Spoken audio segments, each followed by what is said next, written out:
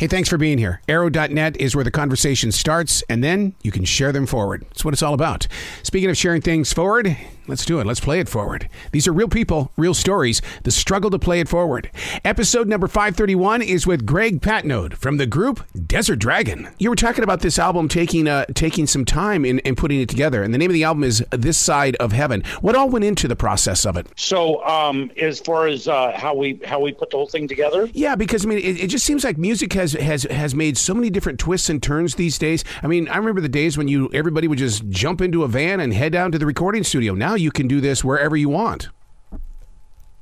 Yeah, well, we had this thing kind of started a little bit before COVID and everything, and we had some ideas and stuff like that doesn't really have enough punch or whatever to it, or doesn't have the hooks that we're looking for.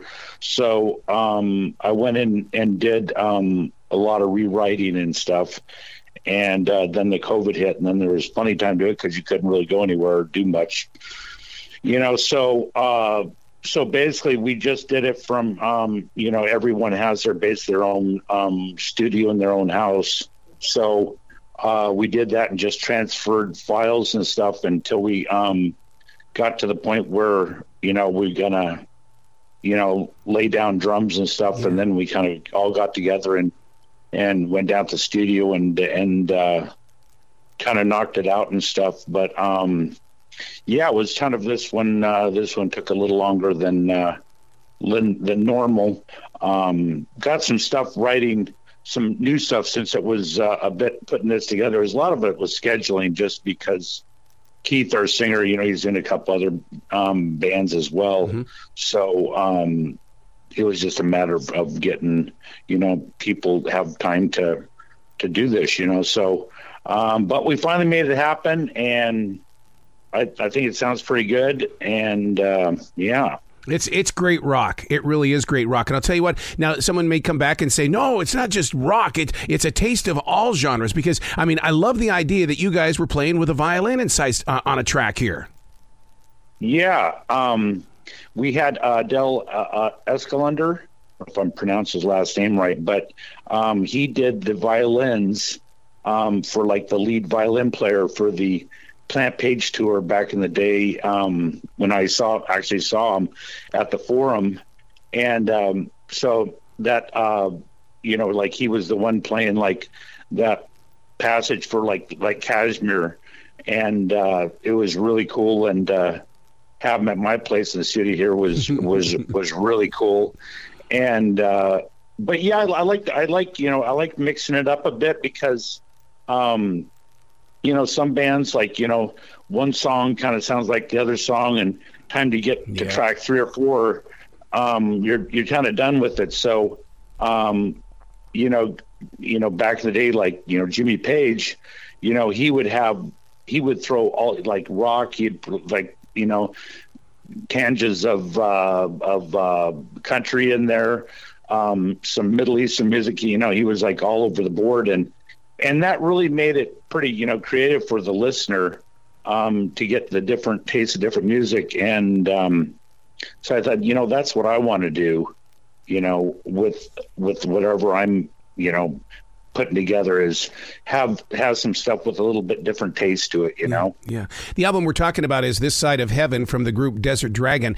Those guitars, they're like the fifth Beatle in the band. I mean, I'm tuning in and listening to these guitars. I'm being drawn into this song closer, and then here comes the vocals. I mean, you're really in control of what your listener is doing. Yeah, it's like nowadays people's interest level is pretty short and stuff. So you got to keep people interested. So every little bit, needs tending to, so, the intros, the verses, what have you, it's just so it all keeps the listener's attention. I'm glad you brought up song intros, because, I mean, I put in my notes, I said that this band is not afraid of long song intros. I mean, and that to me gives me time to breathe, to get into the emotion that's coming through those fingers and through those drums and things like that. And then I'm brought into the story. Yeah. Well, that's funny you say that, because Lock and Load, That one I spent a little extra time on, and they were fighting me about that intro because it was kind of long. But always liked that song. I forgot that it's on I think it's the second album for Boston, and it has a really long. I think it's The Journey. I'm not sure. Long time. I think it was Long Time. Yeah. Yeah, it has a super long intro, and it kind of breaks the rules of that. But the way I do it, it kind of sets it up for the rest of the song. But just so you're not locked into a box on songwriting, gives, like I said, give the listener something a little different. And but I like the long intro, so. Well, I like the song Lock and Load in the way that, man, it's almost like being a part of a spy game of sorts. I mean, it's like there's some drama right there as the song opens and everything. Yeah, I had a guy I had met at one of the clubs over here one time, and he was playing with this tribute band. It was a Pink Floyd tribute band, and I talked to him later, and he was like killer saxophone. And so I started talking to him, real cool guy and everything. And then I took his number, and, we didn't contact each other for a long time. And I saw him a couple times at different places and stuff. And I thought, you know what, needs a saxophone. Let me give this guy a call and see what's going on. So when I started talking to him, I didn't realize, the kind of stuff he did. But he had one, I think it was down in Orange County. It was I think it was a David Gilmour concert, and he needed sax, and someone said his name. And so that guy, that sax, has actually played with David Gilmour, which I think is pretty awesome. Wow. What did you feel when Keith St. John was auditioning for the band, and all of a sudden it was, was it like, oh my God, instant love, or was it something like, okay, we're going to have to do some harder music to make sure that we get full range vocals from this guy? Yeah. So, when I started doing it, and like I was saying, like the hooks and stuff, just weren't there and stuff. Okay, we got to rewrite this stuff because, this guy's got a great voice, and we want to, we want to make him happy and make him inspired and everything. So, we did that, and he put his vocals on it. Really was an excellent blend together of the two. Yeah, he's a great. It wasn't really much audition. To find a really good singer out there is hard to find. So they kind of have to pick you in sort of way, right. And we're not, a common household name for our band. So, and he dug it, so here we are, Mm-hmm. I want to see the light show for Swamp Thing. When you guys put that baby on a live stage, I want to see what kind of a light show you're going to put with that song. Yeah, right. I know how to think of what you're thinking of there too, and I think I've been thinking about doing that. You're talking about like the red lights. And, oh yeah. Oh, it's going to have to be dark. The sirens and stuff. Yeah. It's Swamp Thing. That's one that we're gonna be doing some stuff, trying to get that out there more and stuff too. That one's one of my favorites too. It just it gives it just kind of a. I'm a big Leonard Skinner fan, so I just to have they have that song Swamp Music, and so like just the whole swamp music, not only the song but that style of music. I think the Southern blues and stuff is really cool, and so that's another part of music I like to delve into a bit. Well, I love the idea that you're allowing these bands that were here before us, be like inspirations, because one of the things that you and I have in common is Blue Oyster Cult. I got into radio because of Blue Oyster Cult, because I love the way that they sold them on the radio, because they were coming to the Metra in Billings, Montana, and then to hear that that you also have felt that inspiration. Yeah, it was kind of funny when we played. Place here in Agoura Hills called the Canyon Club. We played with them, and he's another big, huge influence for me. And so he knocked on the green door, and he goes, "Hey, do you know which room is ours?" And I go, "Hey, you can have this one if you want." And he goes, "Oh, that's okay. I'll find something." And then we were out in the hallway talking, and me and the other guitar player, and we're talking with him, and PR guy comes in and goes like in the conversation and he goes, and who might you be? And he goes, I'm Buck Dharma. And I go, wow, you didn't do much homework on this one. I mean, that's for me, he is Blister Colt, Wow. I mean, he's a great person too. He's a really, really cool guy. But yeah, Blister Colt is, he actually, one of the songs we were playing, because he obviously listened to some of the stuff, who's kind of the support act or whatever for him. And one of the intros to one of our songs, he was playing on stage, and I go, wow. And I gave him a thumbs up. I thought that was really cool, When you have a song like Save My World, that right there to me is a great power ballad. The power ballads that used to just dominate radio. Yeah. Yeah. The putting that one together, we won, I don't know what year it was, but we won a Malibu Music Awards. I think it was Best Rock Song Lead or something like that. Yeah, I can hear it. But yeah, it's it just that's definitely one of the ones I worked a long time on that one, and it really came out great, and really happy, really happy with that.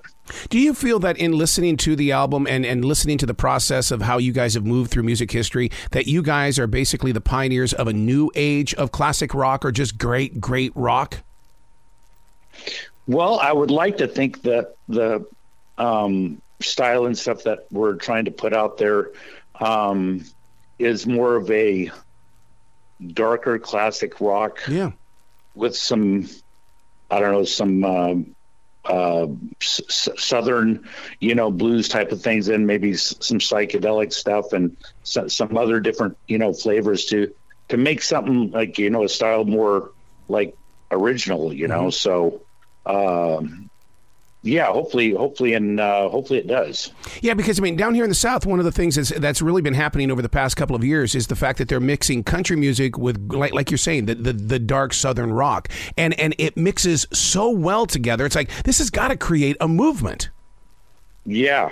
I was, before that happened, I was already kind of thinking about it and see what I could do with it, but it's gonna get bigger. I think Mm-hmm. it sounds great. I mean, some of the bands and stuff they're doing, which the music just feels, right down at home. It just sounds great. So I think it's going to go farther, that style of music, Well, that style of music is also very big at a live performance. Do you want it to still be in the arenas and small clubs and stuff like that, or do you want it to be all over radio the way that it used to be? Because it's like the mystique. That's what they always said about Led Zeppelin, was that the mystique of Zeppelin is what made Zeppelin Zeppelin. Yeah, they didn't back in the day. I don't think, they could have played a lot more places than they did. Mm-hmm. And Jimmy Page could have done a lot more interviews than he did, but it was like you say, that mystique that really made people go, wow, this is a strange band. I kind of like it, Don't know much about them. It's hard to find any information really about them and everything. And they definitely had one of the coolest mystiques to the band that of any band I know. As a creative mind, how have you changed now that you guys have done this album the way that you did, where everybody was doing it in their home studios? Because there for a while, the only people that were in control were the album companies themselves. Now you're part of the marketing, you're part of the production of it all, you're the songwriting. You are the business of music. Yeah, I think a lot of artists are going that way. Once you put it together and you get the word out on the streets of what of the music and everything. A lot of that's, you've already done. So why would you need anyone else? Right. We were signed to a label at one time, but they weren't really doing anything. So we bowed out of that. It was a European label. Yeah. we'll see what it is. It's, kind of like all or nothing, Yep. So where can people go to find out more about the brand new album, which is called This Side of Heaven, featuring the songs Lock and Load as well as Swamp Thing? Where can they go to find out more info? And I'm sure you've got merchandise as well. Yeah, you can get the CDs, or we'll have clips up there of the songs and stuff. You can check it out, and there's also T-shirts, what have you, online.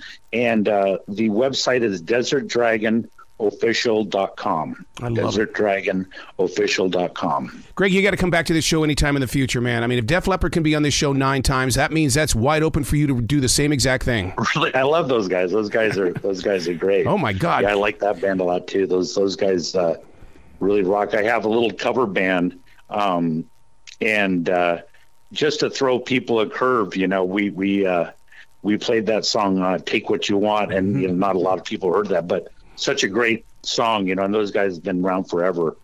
Super cool band. Oh my God, Joe Elliott with that accent. He goes, "Hey, Arrow, we're hard workers. It's like a factory. Right. Just treat us like an employee. We're gonna bust tail." It's like, oh God, okay, dude. Yeah. The not Phil Collin, but the other guitar player. Vivian Campbell. Yeah, Vivian Campbell. Yeah. So I met him a couple of years back at a club around here, and real cool guy. But man, what a band! Those guys are smoking. Well, you guys are too on this album, and I want you to be very proud of it, because I can't wait to see more of you grow from everything that you've now opened yourself up to. Well, thank you, Errol. That's very cool. I appreciate that. Absolutely. Hopefully, we get some gigs over in your neck of the woods, and I really like it over there on that side.